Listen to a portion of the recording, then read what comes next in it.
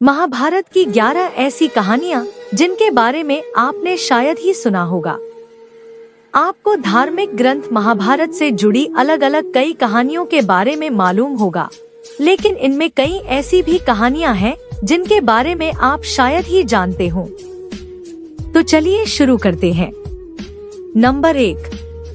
जब कौरवों की सेना पांडवों से युद्ध हार रही थी, तब दुर्योधन भीष्म पितामह के पास गया और उन्हें कहने लगा कि आप अपनी पूरी शक्ति से यह युद्ध नहीं लड़ रहे हैं।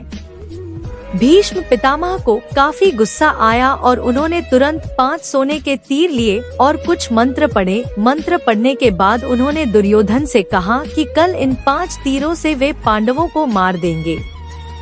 मगर दुर्योधन को भीष्म पितामह के ऊपर विश्वास नहीं हुआ और उसने तीर ले लिए और कहा कि वह कल सुबह इन तीरों को वापस करेगा।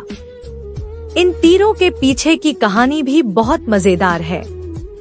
भगवान कृष्ण को जब तीरों के बारे में पता चला तो उन्होंने अर्जुन को बुलाया और कहा कि तुम दुर्योधन के पास जाओ और 5 तीर मांग लो। दुर्योधन की जान तुमने एक बार गंधर्व से बचाई थी, इसके बदले उसने कहा था कि कोई एक चीज जान बचाने के लिए मांग लो। समय आ गया है कि अभी तुम उन 5 सोने के तीर मांग लो। अर्जुन दुर्योधन के पास गया और उसने तीर मांगे। क्षत्रिय होने के नाते दुर्योधन ने अपने वचन को पूरा किया और तीर अर्जुन को दे दिए। नंबर 2। द्रोणाचार्य को भारत का पहले टेस्ट ट्यूब बेबी माना जा सकता है। यह कहानी भी काफी रोचक है। द्रोणाचार्य के पिता महर्षि भारद्वाज थे और उनकी माता एक अप्सरा थी। दरअसल एक शाम भारद्वाज शाम में गंगा नहाने गए, तभी उन्हें वहां एक अप्सरा नहाती हुई दिखाई दी। उसकी सुंदरता को देख ऋषि मंत्र मुग्ध हो गए और उनके शरीर शुक्राणु निकला, जिसे ऋषि ने एक मिट्टी के बर्तन में जमा करके अंधेरे में रख दिया।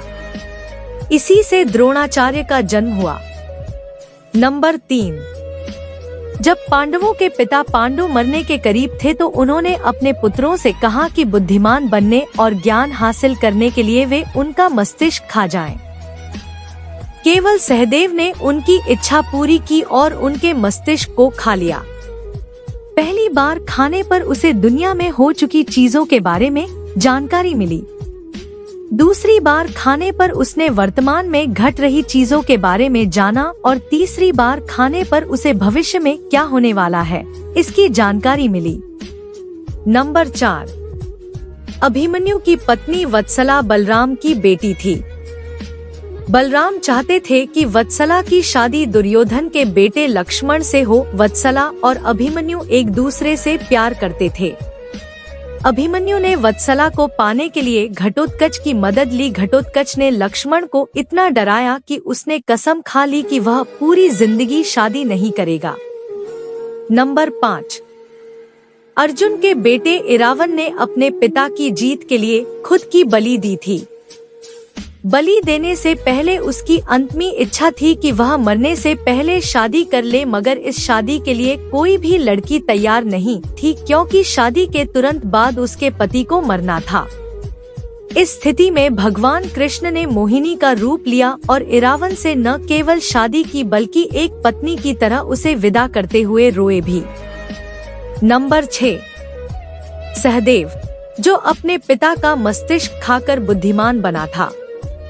उसमें भविष्य देखने की क्षमता थी, इसलिए दुर्योधन उसके पास गया और युद्ध शुरू करने से पहले उससे सही मुहूर्त के बारे में पूछा। सहदेव यह जानता था कि दुर्योधन उसका सबसे बड़ा शत्रु है, फिर भी उसने युद्ध शुरू करने का सही समय बताया। नंबर 7। धृतराष्ट्र का एक बेटा युयत्सु नाम का भी था। युयत्सु एक वैश्य महिला का बेटा था। दरअसल धृतराष्ट्र के संबंध एक दासी के साथ थे, जिससे युयत्सु पैदा हुआ था। नंबर 8। महाभारत के युद्ध में उडुपी के राजा ने निरपेक्ष रहने का फैसला किया था। उडुपी का राजा न तो पांडव की तरफ से थे और न ही कौरव की तरफ से थे और न ही कौरव की तरफ से। उडुपी के राजा ने कृष्ण से कहा था कि कौरवों और पांडवों की इतनी बड़ी सेना को भोजन की जरूरत होगी और हम दोनों तरफ की सेनाओं को भोजन बनाकर खिलाएंगे। 18 दिन तक चलने वाले इस युद्ध में कभी भी खाना कम नहीं पड़ा। सेना ने जब राजा से इस बारे में पूछा तो उन्होंने इसका श्रेय कृष्ण को दिया। राजा ने कहा कि जब कृष्ण भोजन करते हैं तो उनके आहार से उन्हें पता चल जाता है कि कल कितने लोग मरने वाले हैं और खाना इसी हिसाब से बनाया जाता है। नंबर 9। जब दुर्योधन कुरुक्षेत्र के युद्ध क्षेत्र में आखिरी सांस से ले रहा था, उस समय उसने अपनी 3 उंगलियां उठा रखी थी।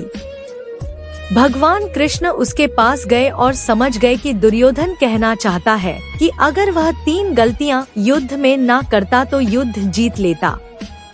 मगर कृष्ण ने दुर्योधन को कहा कि अगर तुम कुछ भी कर लेते तब भी हार जाते। ऐसा सुनने के बाद दुर्योधन ने अपनी उंगली नीचे कर ली। नंबर 10। कर्ण और दुर्योधन की दोस्ती के किस्से तो काफी मशहूर हैं। कर्ण और दुर्योधन की पत्नी दोनों एक बार शतरंज खेल रहे थे। इस खेल में कर्ण जीत रहा था, तभी भानुमति ने दुर्योधन को आते देखा और खड़े होने की कोशिश की। दुर्योधन के आने के बारे में कर्ण को पता नहीं था, इसलिए जैसे ही भानुमति ने उठने की कोशिश की, कर्ण ने पकड़ना चाहा।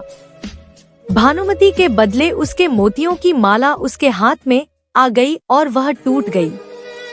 दुर्योधन तब तक कमरे में आ चुका था। दुर्योधन को देखकर भानुमति और कर्ण दोनों डर गए कि दुर्योधन को कहीं कुछ गलत शक ना हो जाए।